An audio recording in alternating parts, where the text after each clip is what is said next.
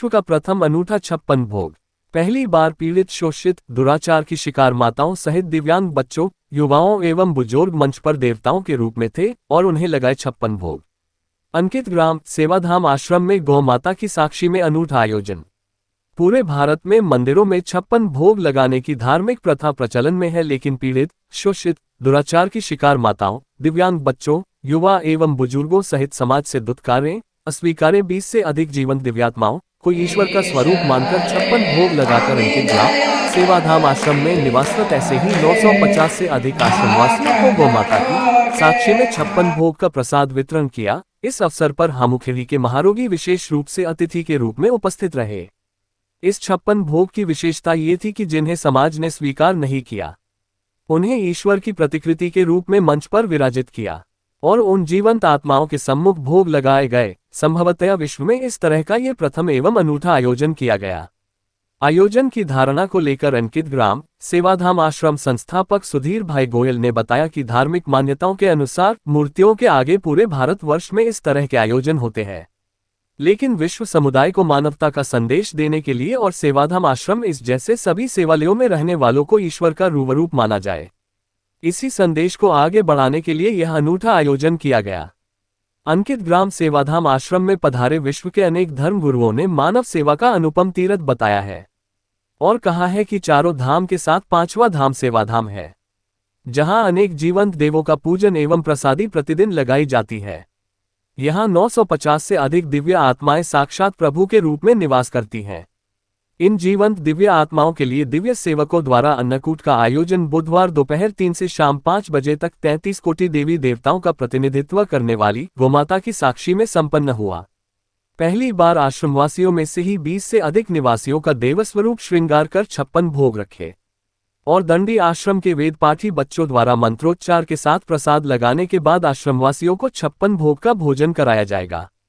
इस अवसर पर डॉक्टर सचिन गोयल, अनिता गोयल, श्रीमती कांता गोयल, गौरी गोयल, दिल्ली से उषा बगड़िया, उदयपुर से शशि बंसल, संजय बंसल आदि उपस्थित रहे। कोई शिव, कोई हनुमान जी तो कोई मां सीता बनी। मंच पर सेवाधाम आश्रम में ही निवास करने वाले 20 से अधिक शोषित, पीड़ित शिव, पार्वती, राधा, कृष्ण, राम, लक्ष्मण, सीता, हनुमान और अन्य देवी देवताओं के रूप में मौजूद थे, जिनका पूजन सेवाधाम आश्रम संस्थापक सुधीर भाई गोयल और कार्यक्रम में विशेष रूप से उपस्थित अतिथियों ने किया। 56 भोग में फ्रूट, मिठाई, नमकीन और टॉफियां के साथ विशिष्ट व्यंजन का भोग लगाया। भोग के बाद पकवान आश्रम में रहने वालों को प्रसाद स्वरूप वितरित किए।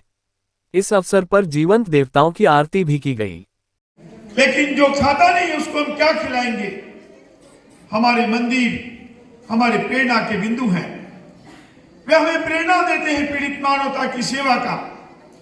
भगवान श्री रामचंद्र के आचरण को हम अपने जीवन में उतारें, कृष्ण के आचरण को जीवन में उतारें, महावीर के आचरण को जीवन में उतारें, सत्पुरुषों के सद ग्रंथों को हम सुने, पढ़ें, मनन करें और उनमें बताई हुई बातों को आत्मसात करें, तभी हमारा जीवन सार्थक हो सकता है।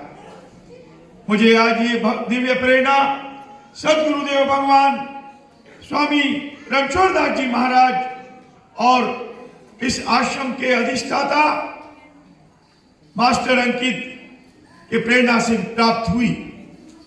मैं उम्मीद करूंगा यह क्रम कभी रुकेगा नहीं, हर वर्ष चलता रहेगा।